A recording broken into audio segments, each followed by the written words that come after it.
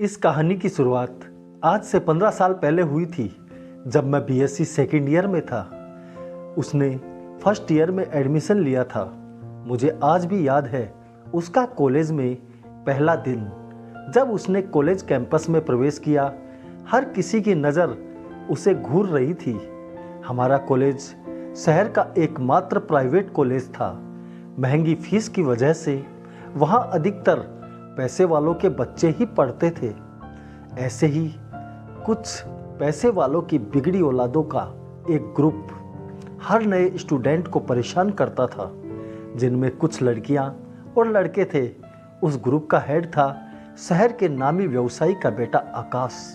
जब उस ग्रुप की नज़र किरण पर पड़ी, उनमें से एक लड़की हिना ने किरण को अपने पास बुलाया और एक कागज के टुकड़े पर एक लाइन लिखकर उसे दी और कहा कि इसे जल्दी जल्दी 10 बार पढ़ो। वो लाइन थी, कुछ ऊंट ऊंचा, कुछ ऊंची ऊंट की पूछ। अगर तुम बिना अटके पढ़ने में कामयाब हुई तो तुम हमारे ग्रुप की हेड बन जाओगी, और अगर अटक गई तो तुम्हें यहीं कैंपस में आकाश को किस करनी होगी।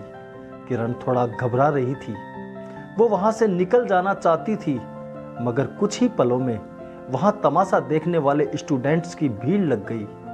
किरण चारों तरफ से घिर चुकी थी। वो बुरी तरह घबरा गई और वहां खड़े स्टूडेंट हुटिंग करने लगे। घबराहट में किरण ने वो कागज का टुकड़ा हाथ में लिया और पढ़ने लगी। एक बार उसने सही पढ़ा, मगर दूसरी बार में वो अटक गई। सभी लोग उस पर आकाश को किस करने का प्रेशर बनाने लगे। किरण की आंखों से आंसू टपकने लगे। वो घबराहट के मारे कांप रही थी। तभी आदित्य नाम का एक लड़का आगे आया और उसने किरण का हाथ पकड़कर भीड़ को चीरते हुए उसे बाहर निकाल लाया। किरण एकटक आदित्य की तरफ देख रही थी।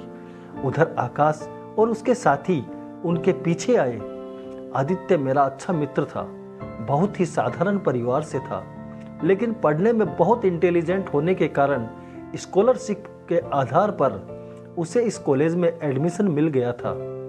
आदित्य के सामने इस कॉलेज में बहुत से स्टूडेंट की रैगिंग हुई थी, मगर वह कभी ऐसे मामलों में नहीं पड़ता था। सिर्फ अपनी पढ़ाई पर ध्यान देता था। पता नहीं उस दिन कैसे आदित्य ने वो कदम उठाया।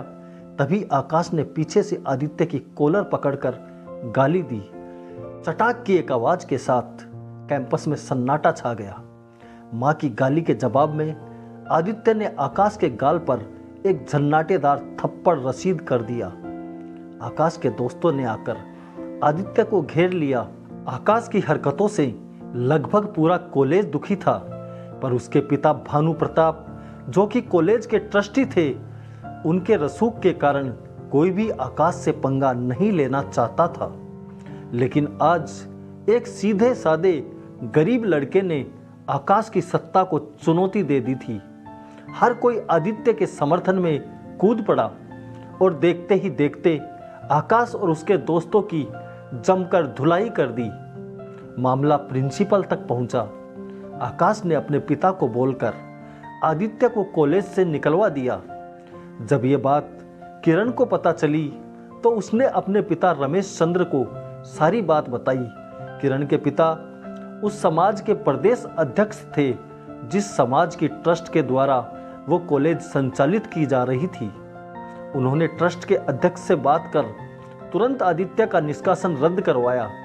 2-3 दिन में सब नॉर्मल हो गया। आदित्य पहले की ही तरह अपनी पढ़ाई में ध्यान देने लगा। आकाश की चमचागिरी करने वाली गैंग अब आदित्य की जी हुजूरी करने लगी। उधर किरण और आदित्य अच्छे दोस्त बन गए। आदित्य उसे पढ़ाई में भी काफ़ी हेल्प करता। धीरे धीरे ये दोस्ती प्यार में बदल गई। आदित्य के जन्मदिन पर किरण ने हम सब दोस्तों को शानदार पार्टी दी, और उस पार्टी में हम सबके सामने उसने आदित्य को अपने प्यार का इजहार किया। इधर हमारी बीएससी कंप्लीट हो गई।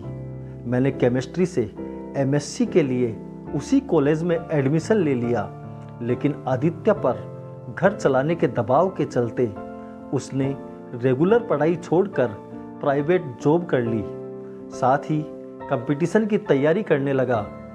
किरण का फाइनल ईयर था, लेकिन अब वह कॉलेज में बहुत कम आती।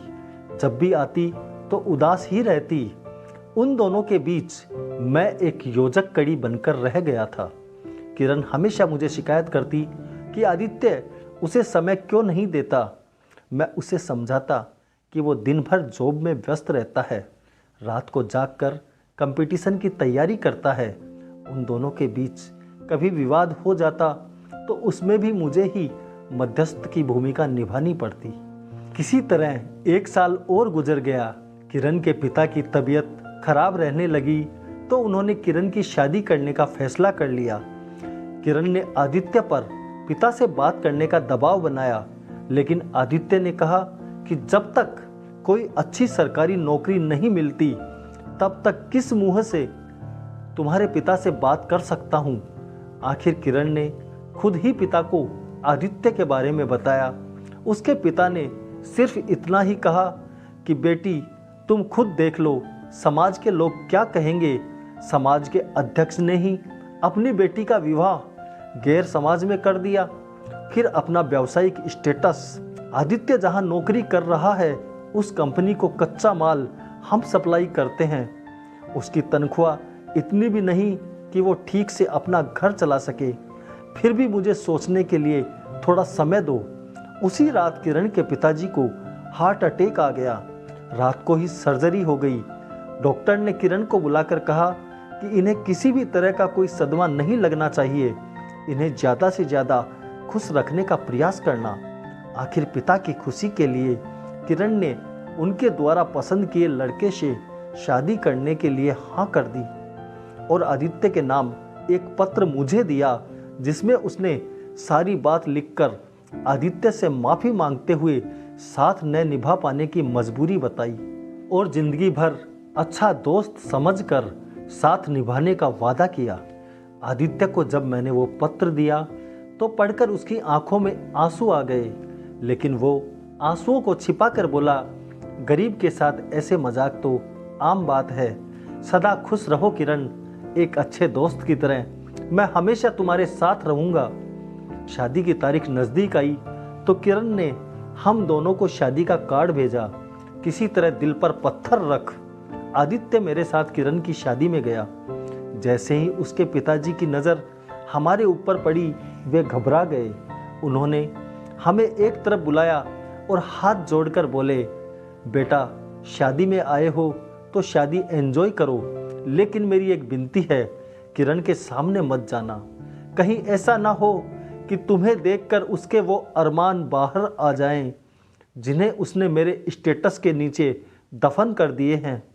आदित्य ने किरण के पिता के दोनों हाथ पकड़कर नीचे किए और बोला, अंकल ये हाथ हमारे आगे जोड़ने के लिए नहीं है। हमारे आगे जब भी उठें तो सिर्फ आशीर्वाद के लिए ही उठाना। आप चिंता मत करो, मेरी वजह से शादी में कोई परेशानी नहीं आएगी। मैं कभी किरण की कमजोरी नहीं बल्कि ताकत बनने का ही प्रयास करूंगा। कन्यादान का लिफाफा देकर हम लोग वहां से आ गए। उसके बाद आदित्य ने शहर छोड़ दिया। 3 साल बाद एक दिन अचानक वो मेरे घर आया। अब तक वह IAS बन चुका था। हम दोनों किरण के घर गए। किरण के पिता ने हमारा खूब सम्मान किया।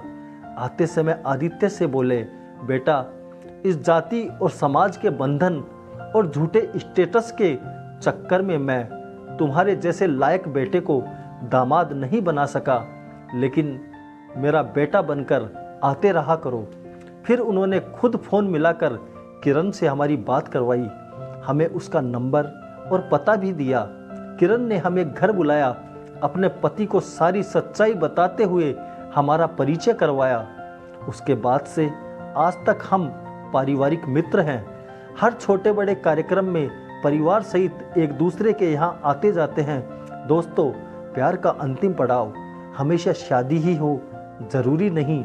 आदित्य और किरण ने साबित कर दिया कि पवित्र प्यार 2 दिलों का मिलन है, जो अलग अलग रहकर भी पवित्रता के साथ निभाया जा सकता है। शादी तो 2 शरीरों का मिलन है, जरूरी नहीं उसमें प्यार हो।